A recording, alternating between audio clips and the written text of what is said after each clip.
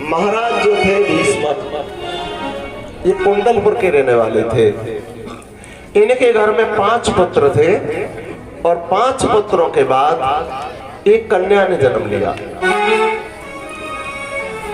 और जब कन्या ने जन्म लिया तो राजा भीष्म के पास में ब्रह्मपुत्र नारद का आना हुआ। और नारद जी का जब आना हुआ तो महाराज भीष्म ने ये कहा, नारद जी आप हमारी बेटी का नाम रख दो और हमें ये और बता दो कि हमारा जो दामाद होगा वो कैसा होगा और हमारी बेटी का भविष्य कैसा होगा। ब्रह्मपुत्र नारद ने उसी वक्त बताया, महाराज आपके घर में जो कन्या नहीं है ये तो देवी का अवतार है और इसका जो विवाह होगा वो बलराम के जो छोटे भाई होंगे कृष्ण भगवान उनके साथ होगा। नाम इसका रुक्मिणी है। नाम रखने के बाद ब्रह्मपुत्र नारद उस जगह से अंतर्ध्यान हो गए। धीरे धीरे समय गुजरता चला गया। माता रुक्मिणी जब थोड़ी सी बड़ी हुई, एक दिन जाकर के वो अपनी 7 वाली सहेलियों में जाकर के बैठ गई। अब जैसे ही जाकर के बैठ गई तो वो बहनें शादीशुदा थी और वो अपनी ससुराल की बातें कर रही थी। रुक्मिणी ने जाकर के एक बात कही, बहन मैं जब कभी आती हूँ तो आप अपनी ससुराल की बातें करती मिलती हो। रुक्मिणी ने ये कहा तो वो बहनें कहने लगी हैं कि तुम्हारी जब शादी हो जाएगी तो तुम्हें भी अपनी ससुराल की कहानी बहुत अच्छी लगेगी। जवाब दिया है रुक्मिणी ने कि आज मैं इसी वक्त संकल्प करती हूं कि मैं अपना ऐसा पति ढूंढूंगी कि मेरे पति के सामने संसार में ऐसा पति किसी का नहीं होगा। 7 वाली लड़की ये कहने लगी कि इसका मतलब तुझे लेने भगवान नहीं आएंगे। तो ऐसी क्या गारंटी है कि भगवान हमें लेने नहीं आएंगे? कोई गारंटी नहीं है। इंसान जैसा चाहे वैसा बन सकता है। आज रुक्मिणी ने एक देवी का मंदिर है वहां पर जिसका नाम है अमंतिका। अच्छा एक चीज बताओ, रुक्मिणी के गांव यहां से कौन कौन गए? कौन कौन गए? इनमें से भी काफी माताएं मैंने गई होंगी जो भूल नहीं है उस बात को। रुक्मिणी का गांव कहीं विदेश में नहीं है। जो पिछली बार भागवत हुई थी, विशेष नहीं कराई थी, उधर जब 3 ट्रैक्टर गए थे, आपका भी एक ट्रैक्टर गया था उसमें। अनूप शहर से 14 किलोमीटर आगे वो जगह है कुंडलपुर, इसको आज आहार बोलते हैं। आहार, वहां पर अमंतिका देवी का एक मंदिर है। कृष्ण भगवान रुक्मिणी को उसी मंदिर पे से ले गए थे। वो मंदिर आज भी है, कोई बाहर से नहीं। ये सारी लीला करके उत्तर प्रदेश में ही हुई है, ज्यादातर वहां के रहने वाले थे। उसी क्षण धीरे धीरे समय गुजरता चला गया और रुक्मिणी थोड़ी सी बड़ी हुई। रुक्मिणी ने उसी वक्त अपने मन में संकल्प किया कि अगर मुझे पति मिले तो कृष्ण भगवान मिले, नहीं तो सिगरी उम्र कुंवारी ही व्यतीत कर दूंगी। ये संकल्प मन में धारण किया और उसके बाद अमंतिका देवी की पूजा करनी प्रारंभ की। और जब पूजा करनी प्रारंभ की तो वो माँ सुबह और शाम दोनों समय ज्योत जलाती थी और उस माँ से एक ही प्रार्थना करती थी कि मुझे पति मिले तो कृष्ण भगवान मिले, नहीं तो मैं सिगरी उम्र कुंवारी ही व्यतीत कर दूंगी। इसका मतलब मैंने कल क्या बताया था कि जैसा आप मन में सोच लोगे वैसा ही होगा। कुछ भी सोच लो, जो सोचोगे वैसा ही होता है।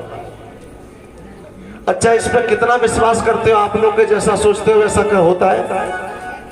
हाथ उठा के बताओ, ऐसा होता है कि नहीं?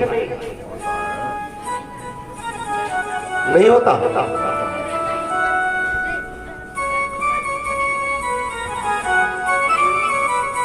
प्रधान जी, शराब पीने वाला व्यक्ति रात को जब उठे लघु शंका के लिए तो उसके पैर में बेड या चारपाई लग जाती है।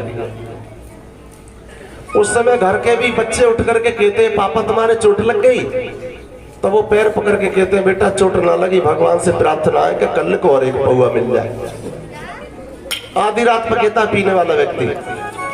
तो अगले दिन चाहे घर में सब्जी मत बनाओ, चाहे रोटी मत बनाओ, चाहे घर में कुछ भी हो जाए, लेकिन प्रधान जी वो अगले दिन बगैर पिए नहीं मिलेगा। क्योंकि उसकी प्रार्थना है ऊपर वाले से कि मुझे पीने के लिए मिले। तो फिर आप कैसे कह सकते हो कि ऐसा सोचते हैं? वैसा नहीं होता। विशेष ने सोचा कि मैं हर साल कथा कराऊंगा, तो कथा होती है। ये कल को सोच ले कि नहीं करानी तो नहीं होगी। और क्षमा करे बुरा ना माने, प्रधान जी बहुत पुरानी बात है, हमारे दादा बता रहे थे मुझे कि हमारे गांव में एक व्यक्ति वो पीता था, पहले वो हुक्का होता था, कली चलती थी, उसे पीते थे मध्य के जमाने में। अब उनकी पत्नी ने एक दिन उनसे कहा कि तुम्हारे इस हुक्का में कब आग लगेगी? पति बोला क्यों? उस समय बताते हैं कि वो लहंगा जो आता था 1 रुपए का आता था, और 1 महीना में व्यक्ति 25 पैसे की तम्बाकू पीता था। तब की बात है वो। तो पत्नी ने ये कहा कि तुम हुक्का छोड़ दो तो मेरा लहंगा बन जाएगा। अब उन्होंने वो हुक्का पीना तो छोड़ दिया, लेकिन घरवाली को नहीं बताया। अब जब नहीं बताया तो 4 महीना हो गए, हुक्का छोड़ दिया, नहीं लाए वो तम्बाकू। और 4 महीना के बाद पत्नी ने फिर कह दिया कि तुम हुक्का छोड़ देते तो मेरा लहंगा बन जातो। सो गुस्सा में आके वो डंडा लाए लेकर गए और पत्नी की पिटाई कर दी। पत्नी ने पूछा क्यों मार रहे हो? जवाब दिया हुक्का तो मैं पिए नहीं रहा 6 महीना से। तो 6 महीना से हुक्का तो छोड़ दिया और फिर भी तेरे लहंगा नहीं बनो। तो मेरे कहने का मतलब ये होता हो, पेट काटने से या भगवान के नाम में धन खर्च करने से कई पैसा खर्चना होता, और उस पैसा को बचाने से धन कहीं इकट्ठा नहीं होता। ये भगवान की लीला है। परमात्मा जब जैसा चाहेगा वैसा ही होगा। तो आज रुक्मिणी ने संकल्प कर लिया कि मेरा विवाह हो तो भगवान कन्हैया के साथ हो। धीरे धीरे समय गुजरता चला गया। एक दिन राजा भीष्मक ने अपने घर में नाई और ब्राह्मण को बुलाया और ये कहा भैया नाई तुम यहां से एक चिट्ठी को लेके चले जाओ। कहा? जवाब दिया द्वारका। तब तक बाहर से घूमता हुआ रुकुम आ गया और रुकुम ने ये कहा कि पिताजी ये नाई और ब्राह्मण काहे के लिए आए? जवाब दिया है बेटा ये तुम्हारी बहन का लगन टीका लेकर के द्वारका जाएंगे। क्यों जाएंगे? जवाब दिया है तू अपनी बेटी का और अपनी बहन का विवाह नहीं करेगा? तो जवाब दिया है पिताजी ऐसे लड़का के साथ मैं विवाह कभी नहीं करूंगा। क्यों? जवाब दिया इससे गलत लड़का तो कोई संसार में है ही नहीं। तो जवाब दिया बेटा फिर कहां करेगा शादी? उसी वक्त रुकुम क्रोध में आया और कहने लगा है पिताजी जब बहन मेरी और लड़का देखने जाएंगे नाई और ब्राह्मण, हाथ में तलवार निकाली और नाई और ब्राह्मण के दोनों के शीश काट दिए। और जवाब दिया मैं अपनी बहन की जो शादी करूंगा वो अपने साले शिषपाल के साथ करूंगा। पिताजी कहने लगे अरे बेटा तू अपनी बहन की शादी अपने साले के साथ कर देगा? तो रुकुम कहने लगा जब उसने अपनी बहन हमें दे दी और हम अपनी बहन उसे दे देंगे तो क्या दिक्कत आ जाएगी?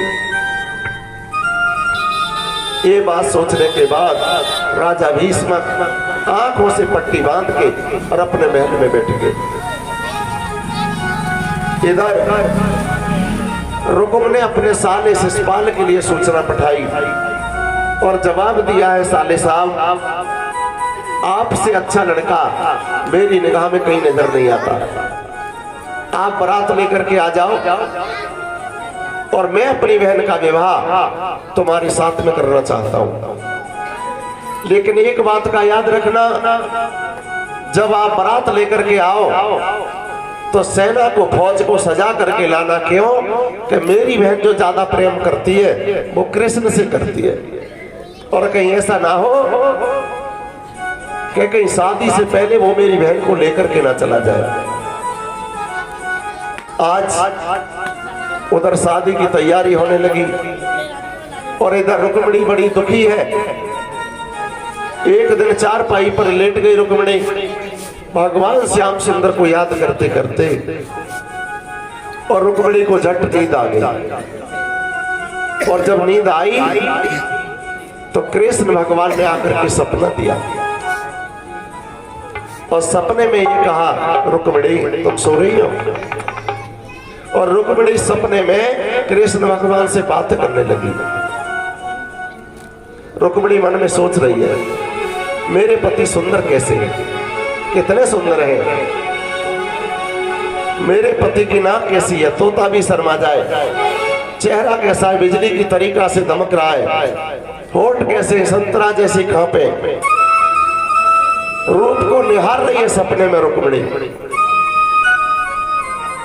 तो भक्तों, थोड़ी देर के बाद रुक्मिणी की नींद टूट गई। लेकिन नींद टूटते टूटते भगवान एक बात कहने लगे और बोले, रुक्मिणी कैसे असमंजस में हो? जवाब दिया है, प्रभु मुझे अभी ले चलो। भगवान श्याम सुंदर बोले, अभी नहीं, बाद में लेकर के जाऊंगा। और ये कहा कि जब तुम्हारे भाई का साला तुम्हें लेने आ जाए तो मेरे लिए एक चिट्ठी डाल देना। इतनी बात कह करके भगवान नींद में से गायब हो गए। और जब नींद में से अंतर ध्यान हुए, रुक्मिणी चारपाई पे से उठने के बाद चारों तरफ को भागने लगी। श्याम कहाँ चले गए? श्याम आजा, श्याम मुझे ले चलो, श्याम। चारों तरफ को भाग रही है, चीख रही है, चिल्ला रही है। तब तक रुक्मिणी की मां आ गई और जवाब दिया, बेटा क्या हुआ? रुक्मिणी कहने लगी है, मां सपने में वही आई जिनके नाम की हम पूजा किया करते हैं। जवाब दिया, बेटा आई के कुछ कह भी गई। जवाब दिया, वो ये कह गए कि जब तुम्हारे भाई का साला तुम्हें लेने आवे तो मेरे लिए एक चिट्ठी डाल देना। रुक्मिणी की मां कहने लगी, बेटा ये बात कहीं अपने भाई को मत बता देना, नहीं तो तुम्हें बिगड़ शादी गई अपनी ससुराल में पहुंचा देगा। और धीरे धीरे समय गुजरता चला गया। और जब समय गुजरता चला गया, उसी वक्त बताया श्रोताओं, देखो विशेष वो जाने तैयार हो रही है।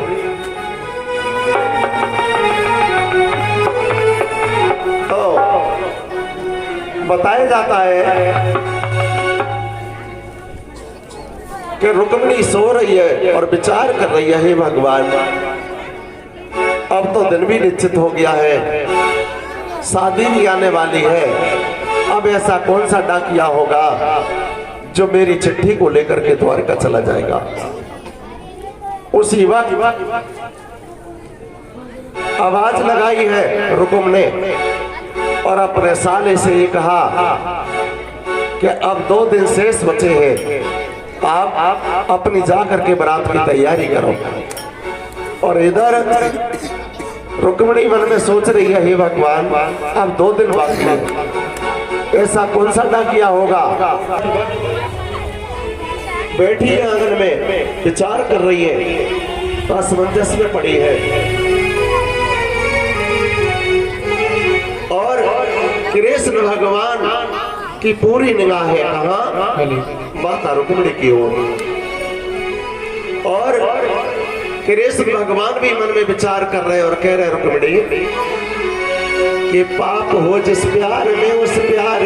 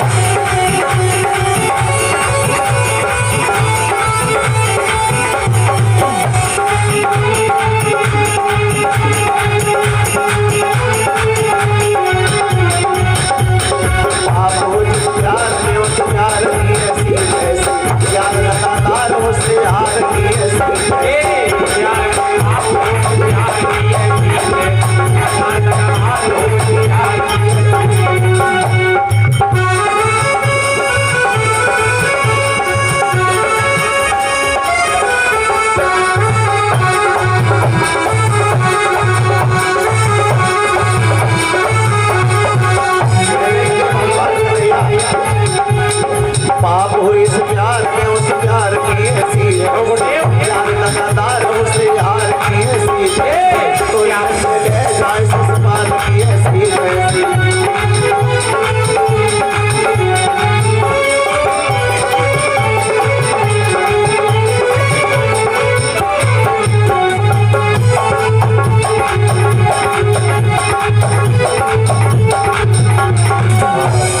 समझा करके कहा भगवान कन्हैया ने, अगर रुक्मिणी तुम्हारा प्रेम मेरे साथ में सच्चा है तो मेरे अलावा किसी की हिम्मत नहीं है जो तुम्हें कोई लेकर के चला जाए। आज धीरे धीरे वो ही दिन आ गया। इधर तो रुक्मिणी असमंजस में है, दुखी है और सोच रही है भगवान अब तुम 2 दिन में नहीं आए तो मेरा क्या होगा। उसी समय रुक्मिणी के आंगन में अचानक एक ब्राह्मण देव का आना हुआ और कहा रुक्मिणी ने, पंडित जी कैसे आए? तो जवाब दिया, बेटा हमें कुछ दक्षिणा दे दो। उसी समय जवाब दिया है कि आप मेरी चिट्ठी को लेकर के द्वारका चले जाओ। पंडित जी कहने लगे हैं रुक्मिणी, अरे सुबह से शाम तक मैं एक गांव में घूम पाता हूँ और द्वारका यहाँ से 750 कोस है, मैं तो 6 महीना में भी नहीं पहुंचूंगा। तो जवाब दिया, पहुंचो या मत पहुंचो, लेकिन यहाँ से मेरी चिट्ठी को लेके चले जाओ। तो जवाब दिया, लेकर के आओ। उसी वक्त रुक्मिणी कृष्ण भगवान के लिए एक चिट्ठी लिखने लगी और सभी माताएं बहनें बोलेंगे, सभी भाई बोलेंगे, रुक्मिणी लिख रही थी चिट्ठी में, चिट्ठिया लिखती रुक्मिणी नारी, अब सुखी ले लो बंसी बारी। लिखती रुक्मिणी नारी, लो बंसी बारी।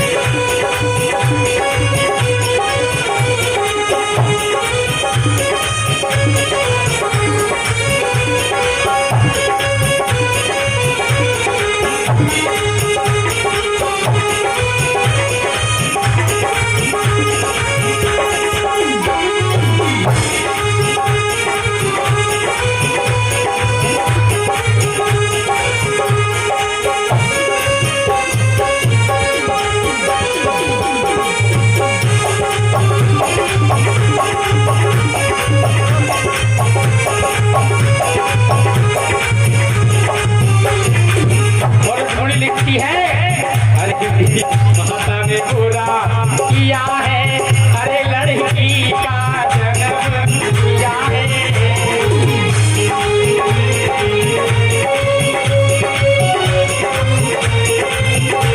सभी माता बहन बोलते नहीं, अरे मेरी मैया ने पूरा किया है, अरे लड़की का जन्म किया है।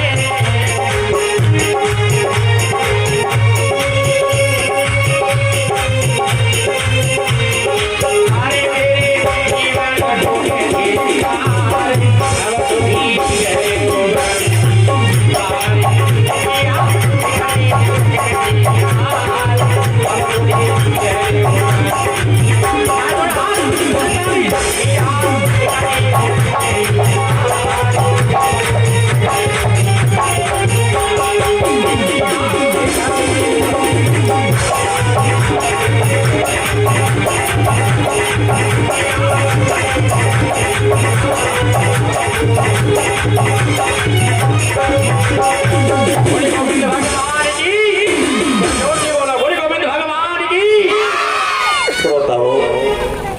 आज रुक्मिणी ने उस लेटर को लिखा और पंडित जी को दे दिया और जवाब दिया है, पंडित जी लो, आप इस लेटर को लेकर के द्वारका चले जाओ। आज पंडित जी महाराज उस लेटर को लेकर के चले और जैसे ही लेटर को लेकर के चले, माताएं मैंने बात ना करें, तुम बात बहुत कर रही हो आज।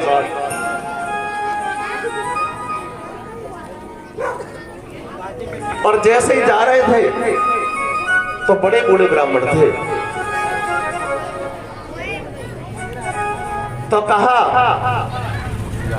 रास्ता में चलते हुए जा रहे थे, एक वृक्ष के नीचे बैठ गए और वृक्ष के नीचे बैठ गए, सोचने लगे इस लड़की ने कहां से कहां मुझे फंदा में डाल दिया।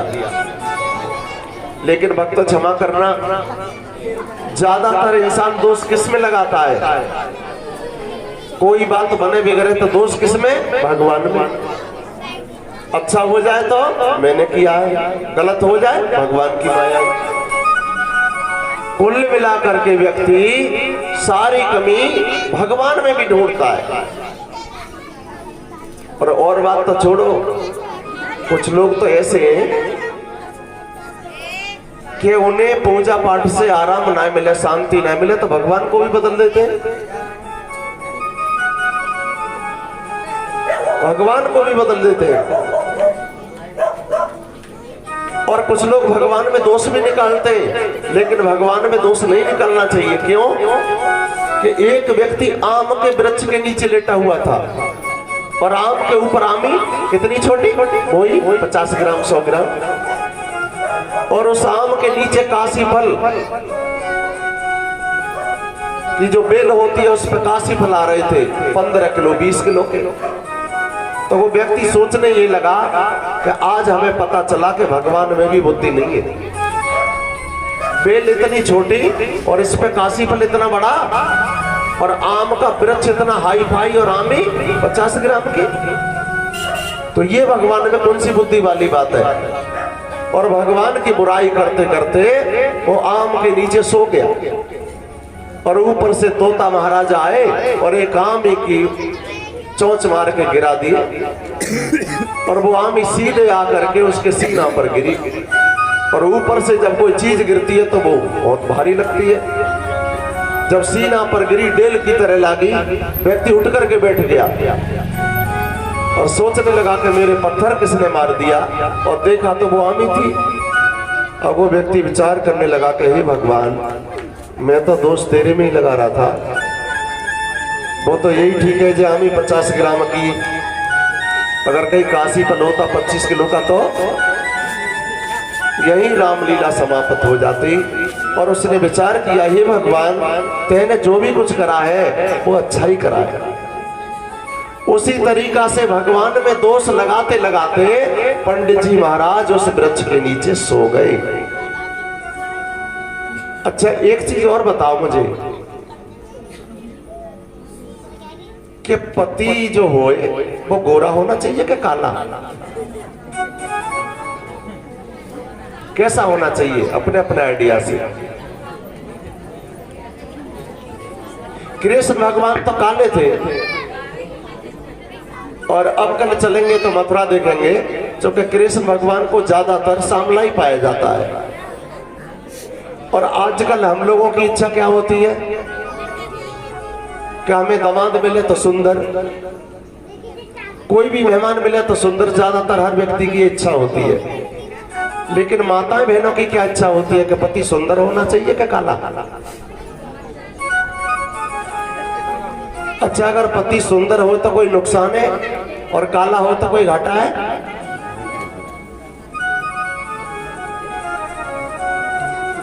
श्रोता क्षमा करें, मैं बताता हूं, मेरी तो इच्छा ये है भगवान, माताएं बहनें सभी सुंदर होनी चाहिए और पति सब उल्टे तय जैसे होने चाहिए, काले। और काले पति हो या काला इंसान हो तो उसे एक बात का बहुत फायदा होता है। कौन सी बात का फायदा? काले व्यक्ति से कोई मोबाइल नंबर नहीं मांगता, ना उसके पास कोई बेलाब है।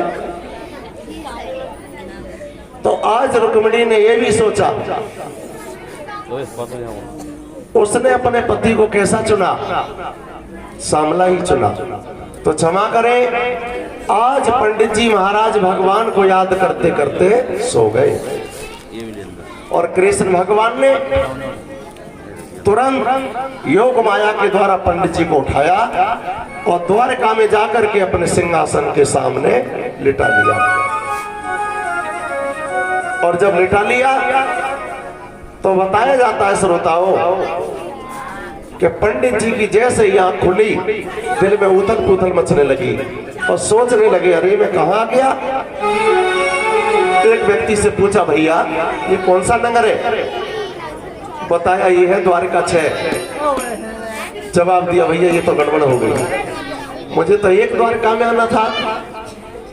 तो समझा के बताया, महाराज ये वही द्वारका है, लेकिन यहाँ हर बात के पीछे 6 लगाया जाता है। जब ये बात कही श्रोताओं, उसी वक्त समझा करके ये कहा कि भैया हमें भगवान कन्हैया से मिलना है। तो जवाब दिया, वो सिंहासन पर बैठे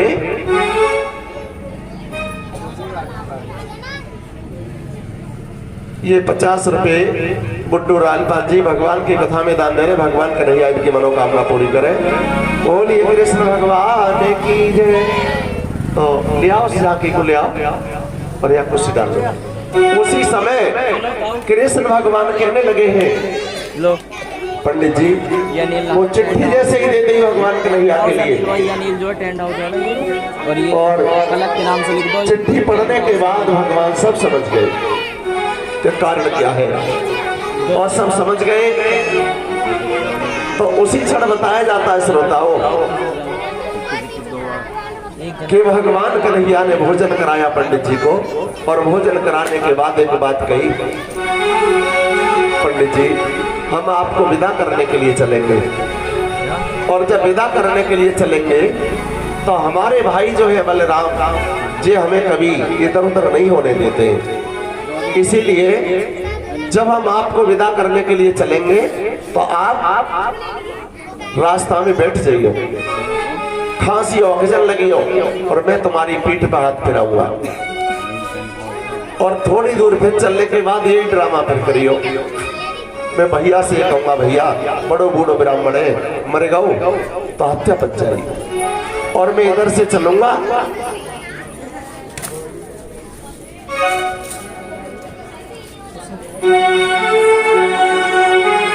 तो आप दोनों जने संगे संगे क्यों आ गए?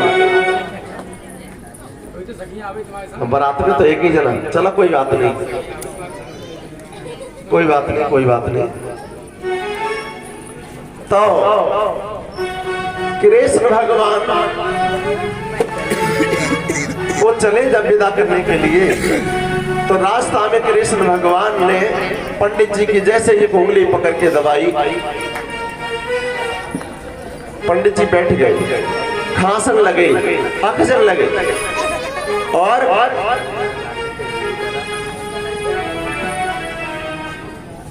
कृष्ण भगवान पीठ पे हाथ फिराने लगे। और जब हाथ फिराने लगे पीठ पर तो एक बात कही और समझा करके ये कहा विशेष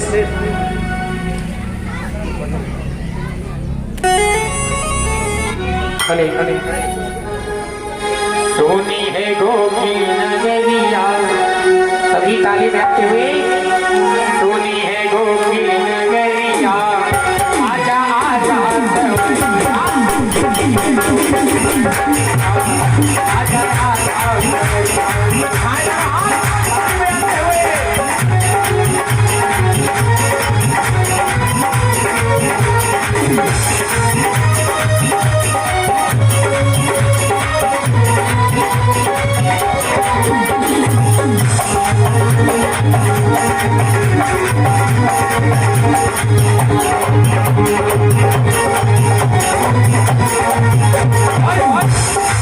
बरसाने में रच के बुलाए,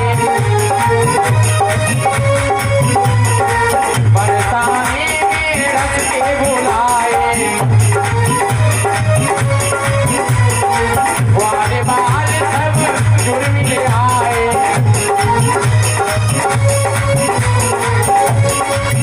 और सखियां देखी डगरिया, सखियां देखी डगरिया, आजा आजा सवरिया, सोनी है गोपी नगरिया, आजा आजा सवरिया।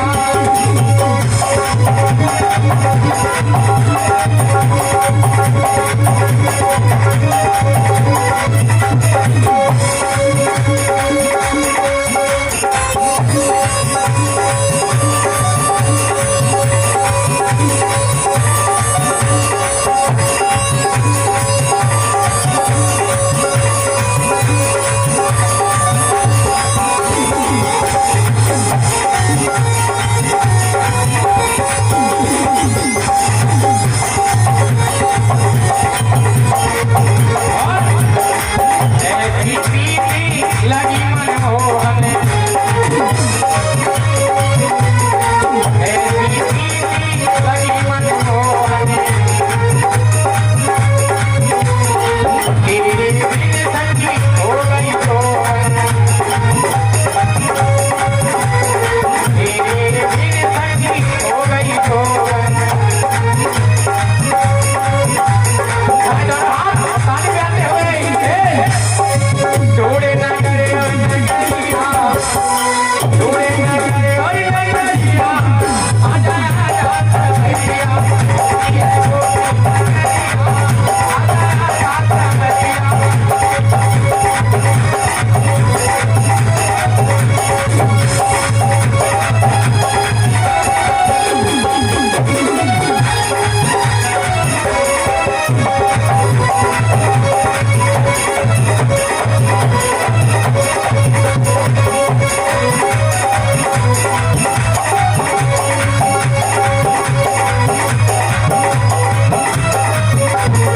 वृंदावन के तुम हो राजा, वृंदावन के तुम हो राजा, सब तो कोयब कर दिखा जा, आगे बजा जा मुरलिया प्यारे, आगे बजा जा मुरलिया, आजा आजा सवरिया, सोनी है गोपी नगरिया, आजा आजा सवरिया, उठा कर हाथ, 1 2 3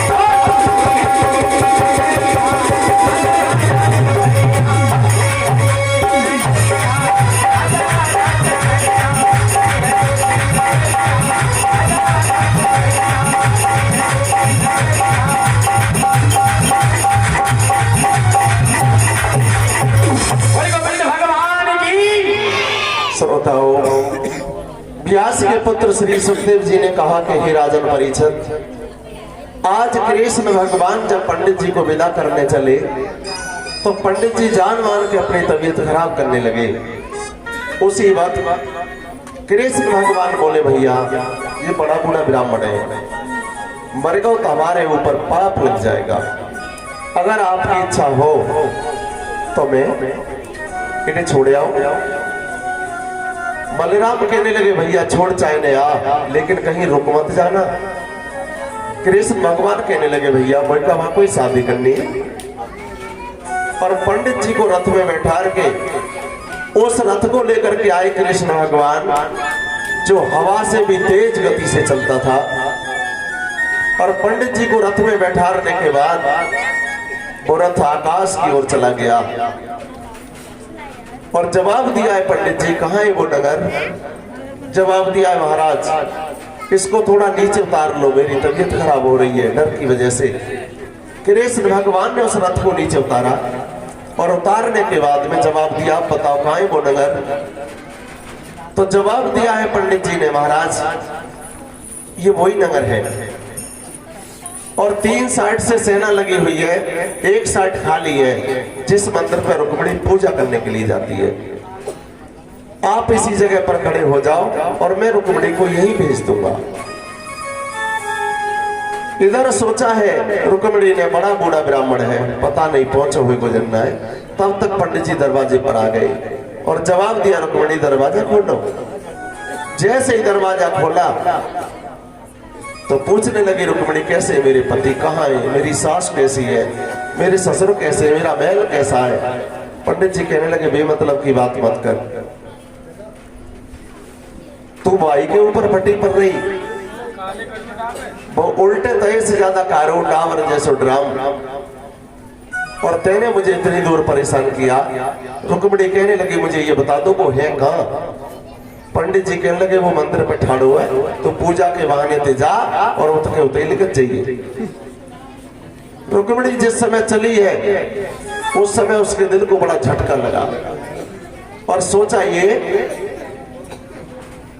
कि दुनिया की धी बेटी जाती है वो अपने माँ के गले से लटक करके रोती है, और मैं कितनी बड़ी पापिन हूं जो जाते समय अपनी माँ को बता के भी नहीं जा रही। इधर इधर भगवान के हाथ जोड़ लो इधर। तो कहा कि चाहे बेशक बात भूल जाए। और रुक्मिणी जब चली है तब कुछ कहती हुई जा रही थी, चली ससुराल दुल्हन बन के चली ससुराल दुल्हन बन के चली ससुराल।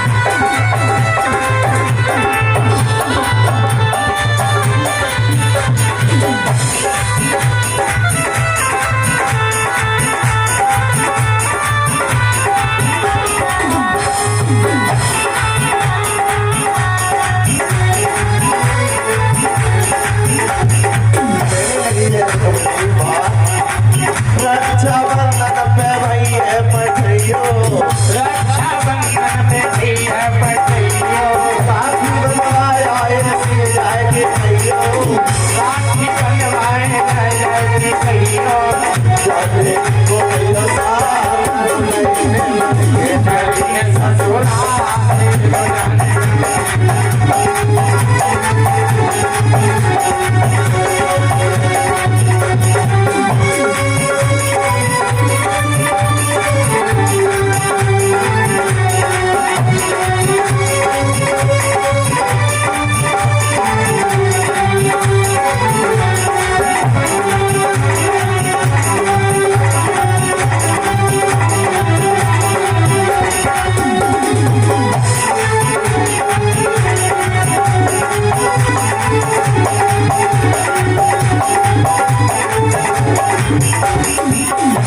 जो हमारी 7 कलश वाली बहन है वो उठ करके आगे आ जाए। कलश वाली बहन है, कलश वाली जिन बहनों ने कलश उठाए हैं वो उठ करके आ जाए।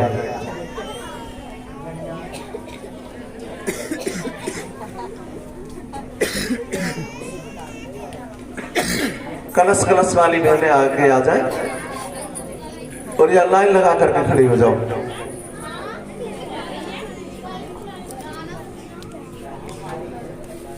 इधर आ जाओ, इधर सिंहासन के सामने।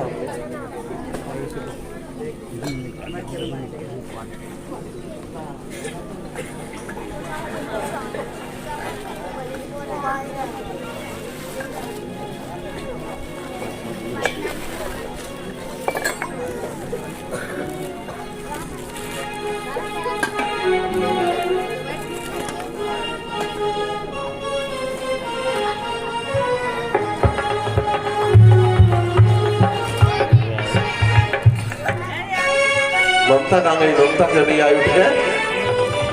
ये बड़ी धीरे चलते हैं ममता।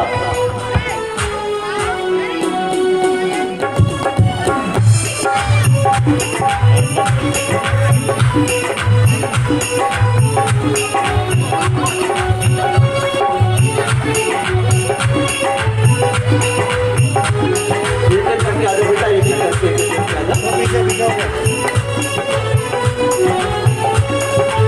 पैर छू करके पैर छुओ, विशेष आप भी पैर छुओ, पैर छुओ।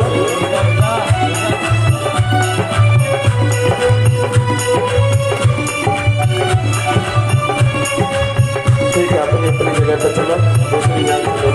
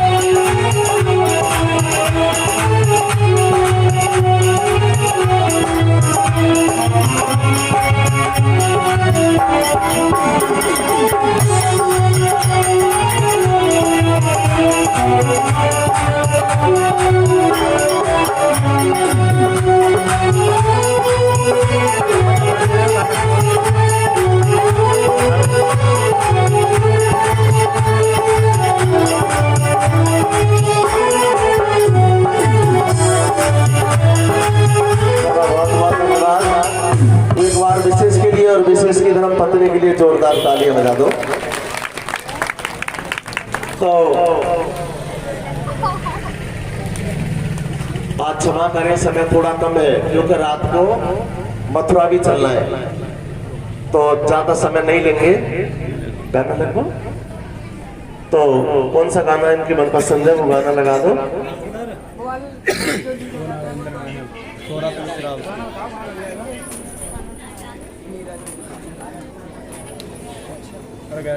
कौन सा गाना है? दिल काका चुराया? पता नहीं गाने में कैसे कैसे आ रहे। उठा दो, कोई बात नहीं, उसे उठा दो। गजेंद्र जाकर के उठा दो, उसकी ड्यूटी है ये कि उससे भैया लोग गाना लगाओ। थोड़ी जगह कर दो, थोड़ी सी जगह कर दो।